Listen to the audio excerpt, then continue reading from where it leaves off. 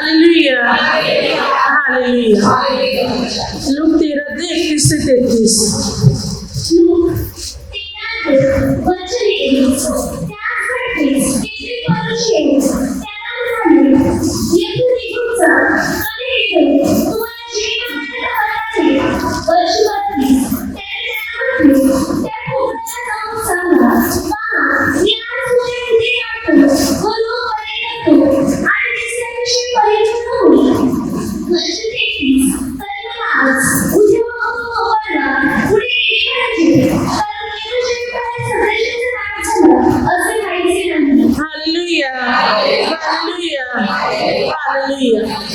काय सांगते पहा बायबल.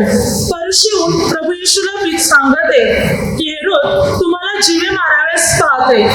तेव्हा प्रभू येशूने त्या परशी लोकांना म्हटले की जा आणि त्या कोकड्यास सांगा की आज उद्या व परवा आज आणि उद्या हे मी काय कार्य करत आहे आणि परवा मी पूर्ण होईल. पुढे प्रभू येशू म्हटले तसेच आज उद्या आणि परवा मला पुढे गेलेच पाहिजे. प्रभू येशू ठिकाणी काय म्हणत आहे पहा. माझं कार्य जे चालू आहे ते चालूच राहणार, ते थांबणार नाही. परशी प्रभू येशूला घाबरवत होते आणि हेरोदाचं भय प्रभूला दाखवत होते की हेरोद तुम्हाला जीवे माराव्यास पाहतो, म्हणजे तुम्ही इथून निघून जा, इथे कार्य करू नका किंवा इथे थांबू नका. म्हणून परशी प्रभू येशूला भय दाखवत होते, घाबरवत होते प्रभूला.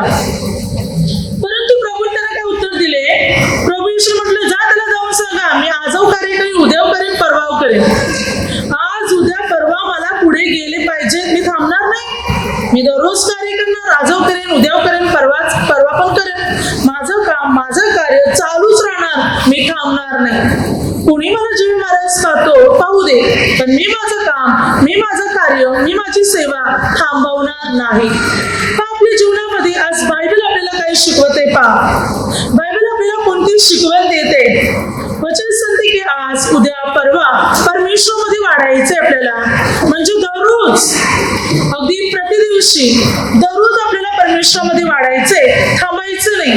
प्रार्थना करणं, सेवा करणं, कार्य करणं हे दररोज आपल्याला चालू ठेवायचंय. हे चालू राहिलंच पाहिजे.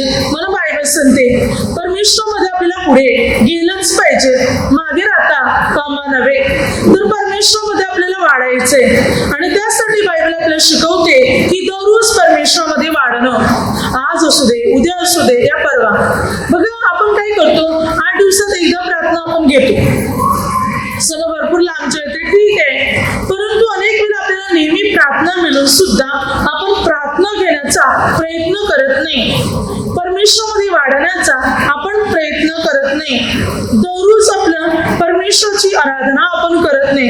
दररोज जेवतो की नाही आपण? जेवतो ना? दररोज जेवतो, दररोज पाणी पितो, दररोज झोपतो. आपल्या आवश्यक असलेल्या गोष्टी ज्या दररोज आपल्याला लागतात त्याचा दररोज आपण वापर करतो. दररोज बोलतो, दररोज खातो, दररोज पितो, सर्व काही. मग दररोज प्रार्थनेची पण आपल्याला गरज आहे. प्रभू तुम्ही कार्य थांबवणार नाही, आज पण उद्या पण परवा चालू राहणार माझं काम, माझं कार्य चालू राहणार. म्हणून बघा प्रभू येशूने काय म्हटलं, योहान 5:17 माझा पिता आजही काम करत आहे, थांबलेला नाही माझा पिता, आणि मी सुद्धा काम करत आहे. प्रभू येशू म्हणत आहे माझा पिता आणि मी आम्ही आजही काम करत आहोत. आमचं कार्य थांबलेलं नाही, दररोज चालूच आहे आमचं काम. ते काम काही मात्र थांबलं नाही. आपल्या जीवनामध्ये आपल्याला प्रभूमध्ये वाढायचंय तर दररोज परमेश्वरामध्ये वाढणं गरजेचं आहे. प्रतिदिवशी परमेश्वरामध्ये जीवन जगणं गरजेचं आहे. आपल्याला दररोज परमेश्वराची आराधना करणं गरजेचं आहे. परमेश्वराच्या वचनाप्रमाणे आणि नियमाप्रमाणे चालणं आपल्याला गरजेचं आहे. थांबायचं नाही, तर परमेश्वरामध्ये आपल्याला वाढायचंय. परमेश्वराची सेवा आणि परमेश्वराचं कार्य आपल्याला करायचंय. ते कसं पहा. बायबल सांगते लूक या पुस्तकामध्ये 19 अध्याय 47 वचन काय सांगते पहा. तो मंदिरात दररोज शिक्षण देत असे, पण मुख्य याजक, शास्त्री व लोकांचे पुढारी त्याचा घात कराव्यास पाहत असत. वचन काय सांगते. प्रभू दररोज मंदिरामध्ये शिकवायचे, दररोज. एक दिवस गाव करत नव्हते. ख्रिस्तामध्ये आपण जीवन जगत आहोत तर दररोज आपलं जीवन ख्रिस्तामध्येच पाहिजे. प्रतिदिवशी आज पण उद्या पण, परवा पण, येणारे प्रत्येक दिवस परमेश्वरामध्ये पाहिजे. प्रभू येशू देवाचा पुत्र अर्थात स्वतः प्रभू. तरी प्रभू दररोज शिकवत होते लोकांना, दररोज, आणि ते पण मंदिरामध्ये.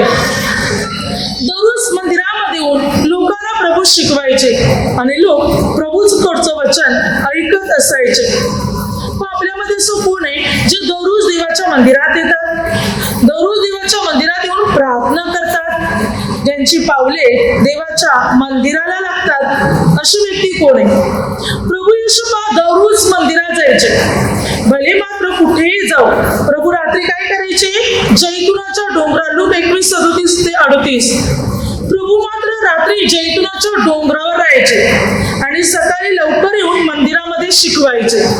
रात्री जैतुनाचा डोंगर जो यरुशलेमेच्या बाहेर आहे, आणि मात्र त्या डोंगरावर रात्री जायचे, यरुशलेमेच्या बाहेर जायचे आणि परत सकाळी मंदिरात यायचे.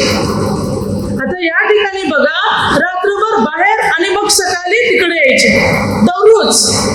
म्हणजे किती लांबचा प्रवास होता, किती किलोमीटर चालत जायचे, किती किलोमीटर चालत यायचे, पण दररोज सकाळी मंदिरात उभे राहायचे. आपल्या जीवनात आपल्याला प्रार्थना मिळते, परमेश्वराची सेवा मिळते, कार्य मिळते, तरी आपण दररोज प्रार्थना करू शकत नाही. किंवा आपल्याला संधी असूनही दररोज आपण देवाच्या मंदिरामध्ये येऊ शकत नाही, देवाच्या मंदिरात परमेश्वराचं काम करू शकत नाही, दररोज करत नाही. प्रभू येशू मात्र जैतुनाच्या डोंगरावर जायचे, रात्रभर तिथे राहायचे, सकाळी परत मंदिरात येऊन शिकवायचे, ते पण दररोज शिकवायचे. बायबल काही संधी पहा, वचन संधी लूक 22:53. प्रभू येशूने स्वतः म्हटलंय, मी दररोज मंदिरात शिक्षण देत असे. मत्ती 26:55, मार्क 14:49. प्रभू दररोज मंदिरात शिकवायचे, दररोज, एक दिवस गाल करत नव्हते, रोज शिकवायचे, रोज यायचे मंदिरामध्ये. प्रभू शहरी किंवा खेडोपाडी जायचे, सुवार्तेची घोषणा करायचे, पण दररोज येऊन मंदिरात शिकवायचे. वेळ नसायचा तरी पण यायचे, वेळ काढायचे. पण आज आपण प्रार्थनेसाठी वेळ काढू शकत नाही.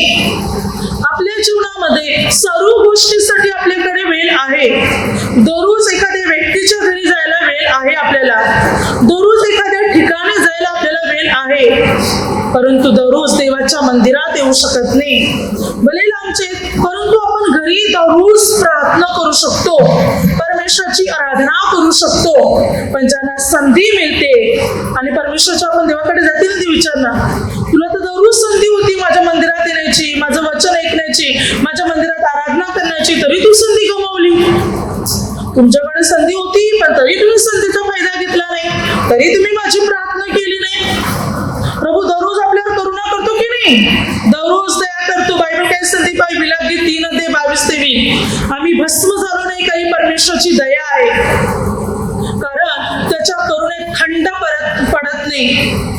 ती दररोज सकाळी नवी होते. देवाची दया रोज सकाळी नवी बनते. तो दररोज आपल्यावर दया करतो आणि ते पण दररोज त्याची दया नवीन होत जाते. तो विसरून जातो आपली पापे, आपली वाईट कर्म, आणि आपल्यावर दया करत जातो, नवीन बनत जाते त्याची दया.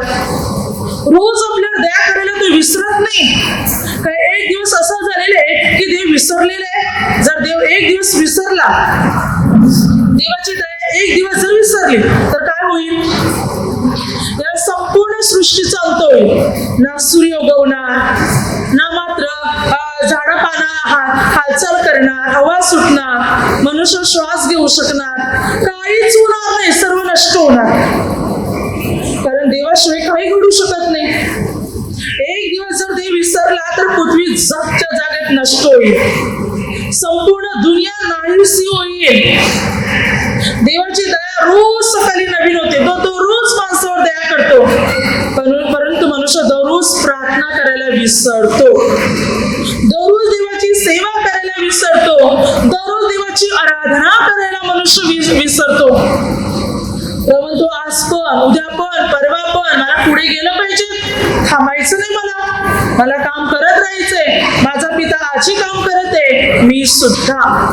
आज परमेश्वरामध्ये आपल्याला हर दिवस वाढायचंय, प्रतिदिवशी आपल्याला परमेश्वरामध्ये वाढत राहायचंय, देवाचं ध्यान करायचंय, देवाची सेवा करायची, म्हणजे देव पिता अधिकाने आपल्याला अनुग्रह देईल, परमेश्वर पिता अधिकाने आपल्याला आशीर्वादित करेल, परमेश्वर पिता आपली सर्व बंधने पूर्ण रीतीने तोडून टाकेल, सर्व समस्यातून परमेश्वर पिता आपल्याला पूर्ण रीतीने मुक्त करेल. म्हणून दररोज परमेश्वरामध्ये वाढण्याचा पूर्ण रीतीने प्रयत्न करा, कारण देव पिता दररोज आपल्याला दया करतो.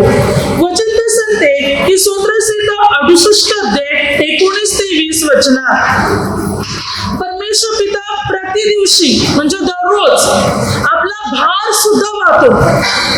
वचन काय सांगते, देव धन्यवादित असो, तो प्रतिदिवशी आमचा भार वाहतो, तो आम्हाला संकटातून मुक्त करतो, तर तो आम्हाला मृत्यूपासून सोडवितो. वचन सांगते प्रभू संकटातून पण आपल्याला मुक्त करतो आणि मृत्यूपासून आपल्याला सोडवितो, आणि प्रतिदिन म्हणजे प्रत्येक दिवशी मात्र तो आपला भार वाहतो. दररोज आपला भार वाहणारा मात्र परमेश्वर आहे, जो हर एक दिवस आपलं ओझं वाहतो, आपला भार वाहतो, आणि येणाऱ्या सर्व संकटापासून मात्र परमेश्वर पिता आपल्याला वाचवतो. अशासाठी की आपलं जीवन सुरक्षित असावं आणि परमेश्वर पित्याच्या नियमात असावं म्हणून बायबल सांगते की तो प्रत्येक दिवस आपला भार वाहतो, आपलं ओझं वाहतो, आणि आपल्या संकटातून, आपल्या समस्येतून मात्र परमेश्वर पिता आपल्याला पूर्ण रीतीने मुक्त करत असतो. म्हणून पूर्ण रीतीने आपलं लक्ष अगदी परमेश्वराकडे लागलं पाहिजे. जेव्हा परमेश्वराकडे आपण आपलं लक्ष लावणार, तेव्हा परमेश्वर आपल्या जीवनात कार्य करायला सुरुवात करणार. मला वचन काय सांगते पहा, स्तोत्रसंहिता 92 अध्यायामध्ये 1 ते 2 वचनात परमेश्वराचे उपकार स्मरण करणे, ही परंपरा तुझ्या नावाचे स्तोत्रे गाणे चांगले, प्रभात समय तुझे वात्सल्य, प्रतिरात्री तुझी सत्यता वाखाण्य. काय सांगते वचन, देवाची स्तोत्रे गाणे, देवाची स्तुती गाणे किती चांगले बायबल सांगते. प्रभात समय दररोज सकाळी उठून आणि प्रतिरात्री म्हणजे दररोज रात्री परमेश्वराची आराधना करणे बायबल सांगते किती उत्तम आहे आणि किती चांगले.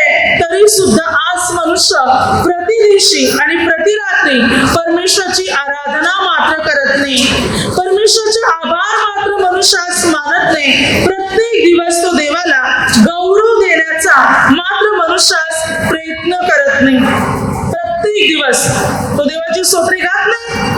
बायबल सांगते प्रतिरात्री देवाची स्तोत्रे गा, प्रभात समय सकाळ होता देवाची स्तुती करायला सुरुवात करा, दररोज देवाची गीते गा, दररोज परमेश्वराची आराधना करा, प्रत्येक दिवस आणि प्रत्येक रात्र. देवाला धन्यवाद द्या, देवाची स्तुती करा, देवाची सेवा करा, देवाचं काम करा, ज्याद्वारे परमेश्वर आपल्याला अनुग्रह देईल, प्रभू आपल्याला आशीर्वादित करेल. वचन काय सांगते, प्रेषितांचे कृत्य 5 अध्याय 40 ते 42 वचनात शिष्य जे होते, प्रेषित जे होते, बायबल सांगते त्यांना पकडण्यात आले, मारहाण करण्यात आले, अपमानास पात्र ठरवले, प्रभू येशूच्या नावाने बोलू नका अशी त्यांना ताकीद पण दिली, पण तरी बायबल सांगते उलट आनंद करत निघून गेले की प्रभूच्या नावाचा त्यांचा अपमान झाला, आनंद वाटला.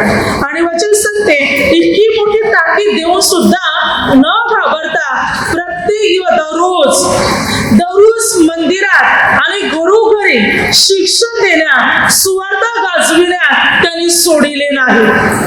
काय सांगते वचन, या प्रेषितांना मारहाण केली, ताकीद दिली, येशूच्या नावाने बोलू नका, पण थांबले नाही, तरी उलट प्रभूची सेवा चालू ठेवली.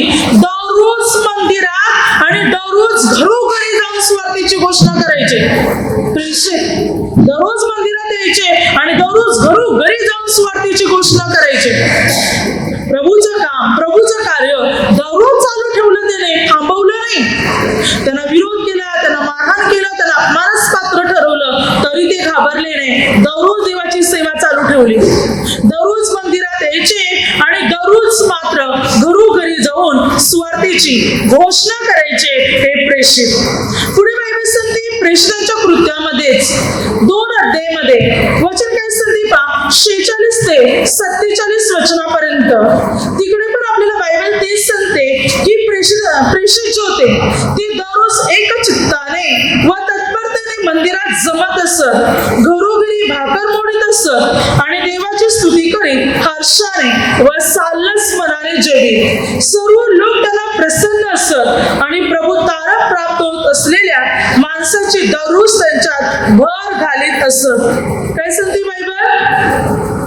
वचन सांगते की मात्र शिष्य प्रेषित दररोज एकमताने एक चित्ताने मंदिरात जमून तत्परतेने प्रार्थना करत असत.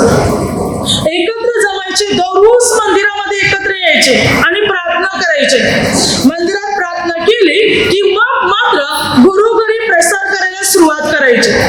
पहिला कुठे जमायचे? ते सर्व मंदिरात जमायचे आणि मग एकमताने एक चित्ताने प्रार्थना करायचे आणि मग कार्याला सुरुवात करायची. मग घरोघरी जाऊन सुवार्तेची घोषणा करायचे, भाकर मोडायचे, घरोघरी जाऊन प्रसार करायचे, लोकांचे रोग बरे करायचे.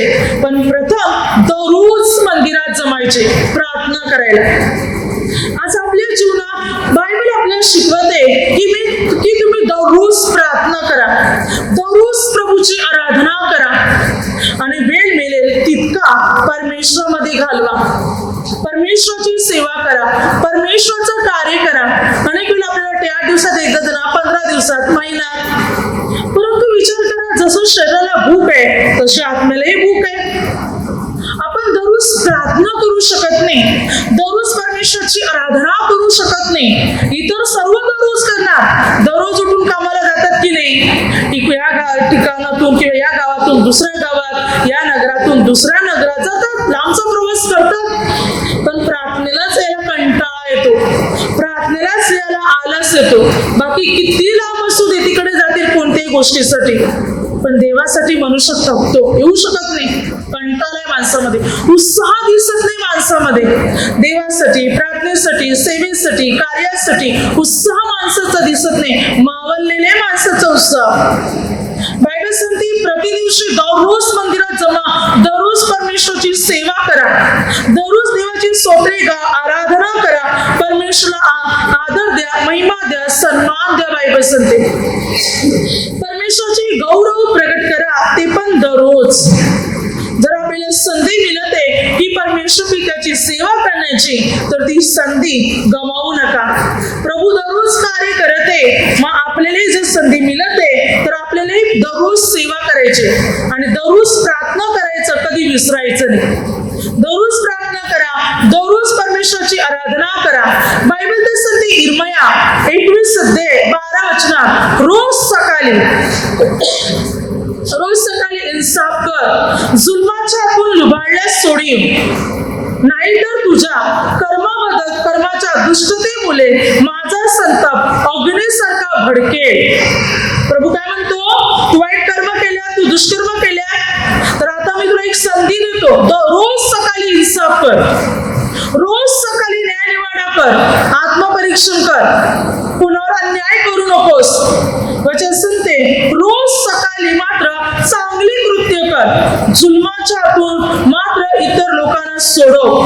चांगली कर्म कर रोज, म्हणजे तू जी चुका केल्या त्याचा दंड तुला मिळणार नाही, माझा क्रोध तुझ्यावर भडकणार नाही. जर तू दररोज चांगली कृत्य करायला सुरुवात केली तर रोज सकाळी उठ आणि परमेश्वराची सेवा करायला सुरुवात कर, सत्कृत्य करायला सुरुवात कर. काही वाईट चालले, काही चुकीचं चालले तर थांबव आणि मात्र जी व्यक्ती अन्याय करत आहे त्या अन्याय करणाऱ्या व्यक्तीच्यातून मात्र इतरांना तू सोडी, सत्कृत्य करायला तू सुरुवात कर रोज सकाळी, दररोज.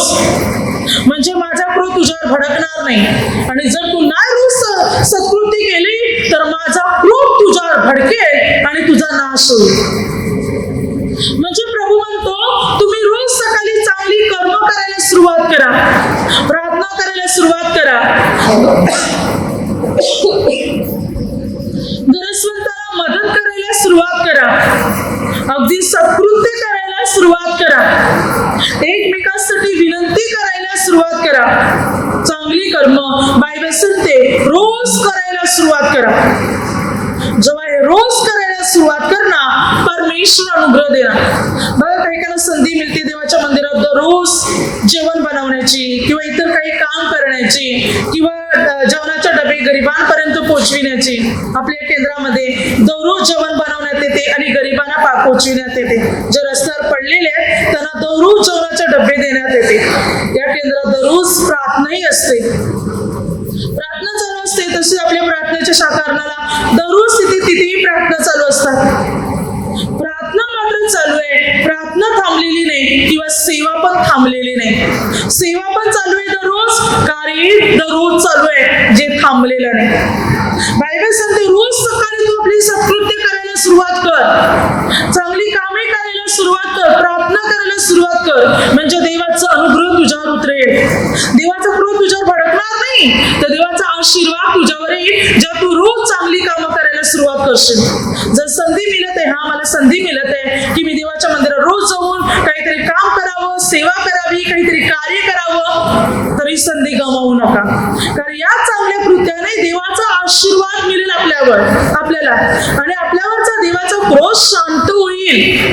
जर रोज चांगली कर्म करायला लागले तर देवाचं कार्य, देवाची सेवा रोज करायला सुरुवात केली तर परमेश्वर आपल्याला विपुल अनुग्रह देईल, विपुल आशीर्वाद देईल. बायबल सांगते मार्क 11:19 प्रभूचे शिष्य रोज संध्याकाळी ते शहराच्या बाहेर जायचे. रोज संध्याकाळी शहराच्या बाहेर जायचे प्रसार करायला. रोज संध्याकाळी जायचे. एकही दिवस चुकत नव्हते. रोज सकाळी मंदिरात शिकवायचे आणि रोज संध्याकाळी जाऊन संध्याकाळी शहराच्या बाहेर जायचे प्रार्थना करायला, आराधना करायला, परमेश्वराची भक्ती करायला. रोज जसं आपल्या संध्याकाळच्या प्रार्थना असतात, रोज असतात, केंद्रात असो या अर्नाला असो, रोज असतात प्रार्थना. केंद्रात असली तर अर्नाला नाही, अर्नाला असली तर केंद्रात नाही, पण रोज प्रार्थना असते. ज्या वेळेला केंद्रात असते तेव्हा अर्नाला नसते, काही वेळेला दोन्ही ठिकाणी पण असते. रोज प्रार्थना चालू असतेच आपली. रोज संध्याकाळी, दिवसाही आणि संध्याकाळी प्रार्थना चालू आहेतच. प्रभूचे शिष्य आणि प्रभू रोज संध्याकाळी शहराच्या बाहेर जायचे प्रार्थना करायला, आराधना करायला. जर परमेश्वर आपल्याला संधी देते रोज त्याची सेवा करायला, तरी संधी गमावू नका. परमेश्वरामध्ये आपल्याला वाढायचंय, प्रभूमध्ये आपल्याला जीवन जगायचंय, तर परमेश्वर आपल्याला अनुग्रह आणि कृपा देणार. येशया संदेष्टा काय म्हणतो? येशया 50:4 तो रोज रोज सकाळी मला जागे करतो, शिष्याप्रमाणे ऐकावे म्हणून तो माझे कान उघडतो. काय म्हणतो येशया संदेष्टा? मला उठवण्यासाठी मी घड्याळ लावत नाही, तेव्हा तर घड्याळ पण नव्हतं. तो म्हणतो देव रोज रोज सकाळी मला उठवतो आणि शिष्याप्रमाणे ऐकावे म्हणून माझं कान उघडतो. म्हणजे दररोज परमेश्वर पिता मला शिकवतो, मला वचन देतो आणि मी ऐकतो. रोज सकाळी मला उठवतो, उठ आणि आता माझं शिक्षण घ्यायला सुरुवात कर. मग येशया संदेष्टा उठायचा आणि देव पिता त्याला रोज सकाळी शिकवायचा आणि मग जाऊन तो प्रसार करायचा. काय आपण रोज उठून प्रभूचं शिक्षण घेतो का? प्रभूचं वचन ऐकतो का? प्रभूचं ज्ञान घेतो का रोज सकाळी उठल्याबरोबर? येशया संदेष्टात देव पिता रोज रोज उठवायचा आणि रोज रोज त्याला वचन द्यायचा, त्याला शिकवायचा, त्याचा कान उघडायचा शिकवण्यासाठी. रोज आपल्याला परमेश्वरामध्ये वाढायचं, परमेश्वराचं वचन आत्मसात करायचे, रोज रोज सेवा करायची. Hallelujah, hallelujah, hallelujah.